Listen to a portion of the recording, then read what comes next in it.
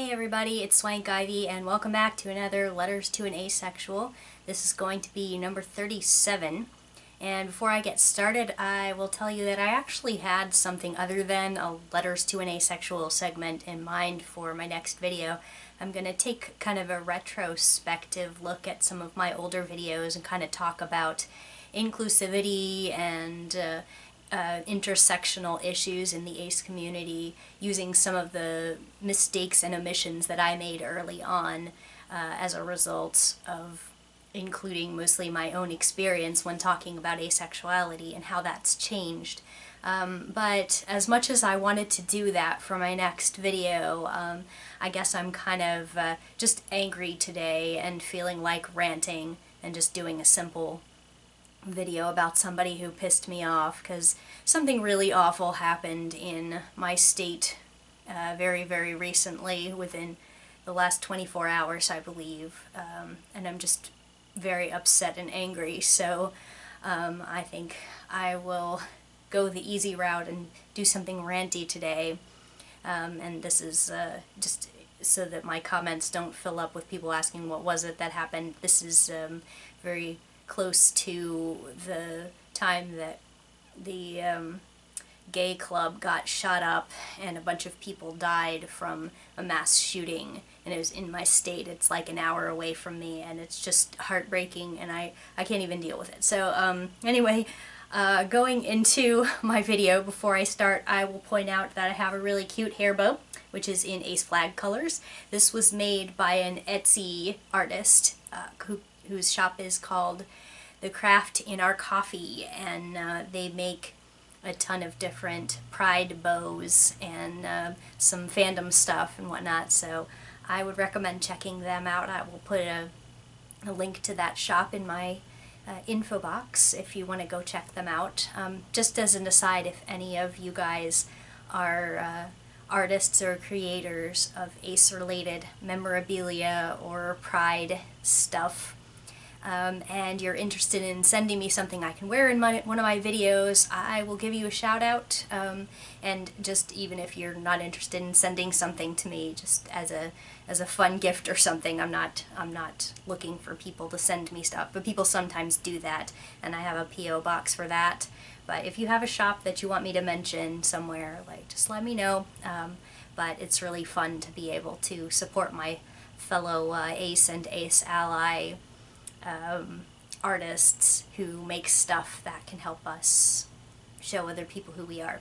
So, okay, now I'm going to go into the letter itself, which this was in the comments of an article that was released in Huffington Post about asexuality. Pretty much any time a mainstream news source does something about asexuality, there of course is going to be a bunch of stuff in the comments that is really embarrassing and terrible. And this is one of those times. It wasn't especially awful, but this is actually a question of semantics sometimes among the asexual community regarding, is asexuality an orientation, or is asexuality a lack of orientation? I tend to describe it as an orientation, and many of my fellow aces do. I am totally on board for if somebody feels that their asexuality is expressed as just not having a sexuality, that is fine.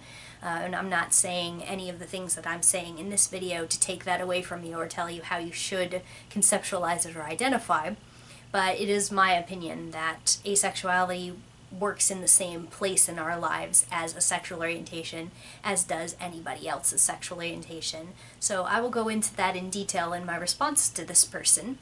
And of course the person who used this screen name has decided to call themselves Agent of Reason.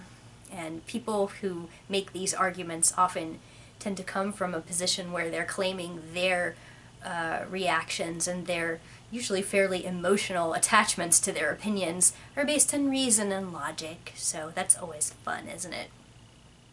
Anyway, so I'm going to read you some stuff and drink my coffee and be angry, and I'm going to get started in just a second here. So Agent of Reason says in the comments of this HuffPost article, What's silly and pointless is trying to assert that a lack of orientation is an orientation. So here's my reply to that. Many people describe it as a sexual orientation of no, versus no sexual orientation. That's okay though. A lot of people have a hard time processing it and have trouble accepting things outside their experience. It is, in fact, a position on relating to the world sexually, and it is, in fact, persecuted, because no matter how you slice it, the dominant culture presses you to be straight and punishes you if you aren't. If it makes you feel more comfortable to say asexual people do not deserve your respect or resources because their problems are not perceived to be your problems, I kind of have no choice but to assume you're trying to exclude others because you don't believe or don't care that we are also hurt by heteronormative attitudes. I'd really appreciate it if you didn't imitate that heteronormative culture by telling us we're ridiculous for asking for respect for our orientation. And I will add onto this that my response may seem a little bit out of proportion to what this person said, but as is typical for this type of commenter, they were all over the place saying really condescending things to people, and their basic message was this does not deserve attention because it's really not an orientation and it doesn't have any kind of problems that I can see. This story that the person is commenting on was run in the Huffington Post Gay Voices section, which has since then been renamed Queer Voices, I guess as an attempt to be more inclusive, which, you know, most of us appreciate. But anyway, there were a lot of people like Agent of Reason here, suggesting that really the major problem here is that this sort of thing isn't an important issue to be discussing in the context of LGBT+. So, you know, saying that we don't really have an orientation is one way these types of people tend to try to take away the platforms that we use to discuss our experience. Agent of Reason continues by saying, "Thanks for admonishing me for things I never said nor implied. I'm simply stating facts. If you wish to take an emotional, subjective offense to that, not my problem." My reply says this, quote, "What's silly and pointless is trying to assert that a lack of orientation is an orientation." That's what you said. You're saying I am silly and pointless for trying to assert that my orientation is an orientation. And after you explicitly say my sexual orientation is not an orientation, you also say it is silly and pointless to argue that it is an orientation. And when I explain to you in pretty good detail why it is an orientation and why you should not respond to us with dismissive, mocking attitudes, you tried to do the "you're overreacting" thing. You do realize people do that a lot, right? That if they say something offensive and we call them out, they derail by saying our reaction is inappropriately emotional, rather than acknowledging that their misrepresentation was inappropriate in the first place. The simply stating facts thing is laughable too. Oh, it's just an objective fact that my orientation isn't an orientation, despite the fact that the people who identify that way regularly say it is.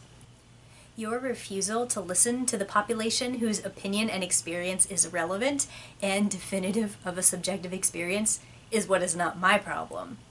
People are disrespectful all the time, and you're just another one. So Agent of Reason comes back with another truth bomb and says, "Appeals to populace are irrelevant, as are emotional rants. Yes, it is silly to make a logical fallacy, regardless of who makes it. Simply because people wish to refer to something that it's not, does not make it true. You are the same kind of person who would call a non-belief a belief system, not collecting stamps a hobby, and so on. So yes, it's just an objective fact that your orientation isn't an orientation, despite the fact that people incorrectly identify that way regularly." And here's my last reply on the matter. Your dismissal of my argument as an emotional rant, though very typical, notwithstanding, you're still pretty bad at making this argument. Now, when you answer a test question and one of the answers is none of the above, that's graded and perceived differently than just not answering the question, right? That's the difference between a sexual orientation of no and not having one at all. Sexual orientation means how you experience attraction to others sexually. I'm not attracted to anyone is still an answer to that question. You'd be right if we were arguing about whether asexuality was an experience of sexual attraction, but we're not. And orientation is a way of answering that question. Like bald is not a hair color, but it is a way of answering the question of what is on your head. Like atheism is not a religion, but it is a way of answering what do you believe about God. Having nothing in your bank account isn't the same as having no bank account, etc. Asexuality is not an experience of sexual attraction, but it is an orientation. An answer to who are you attracted to? I don't have a perspective on that is a different answer from my perspective is that no one is attractive. People do use your sexual orientation isn't even an orientation as a way to exclude us and pretend we're ridiculous based on misunderstandings of semantics like yours, so yes, this matters. And I would like to say as a follow-up that, if this guy just wanted to talk about the semantics or the logic of how is sexual orientation relating to asexuality and why do we conceive it that way, why do so many of us answer I'm asexual rather than I just don't have an orientation, why do we want a label for this supposed blank space in our lives? A lot of us aces have very good reasons for why we conceive it that way, and we want to talk about those things with people who want to listen to us. But, if somebody comes into our space and says, by the way, logic, reason, and rationality decrees that this is not a thing. That is not actually an invitation to have the conversation. It's closing a door. It's saying, my perspective is that this isn't an orientation, and anybody who says otherwise is just emotional about it. That's not the case, not to mention that being emotional about something that affects you is not an irrational thing to be.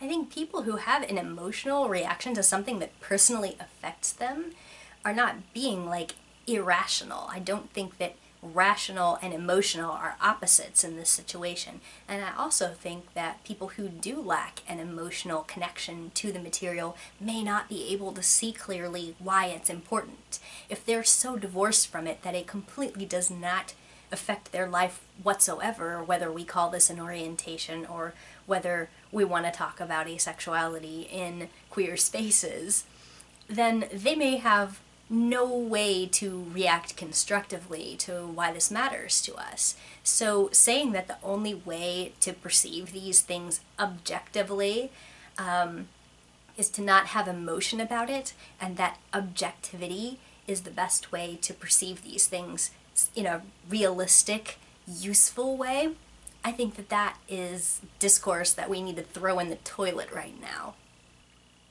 So that concludes this episode of Letters to an Asexual, and I will see you guys next time.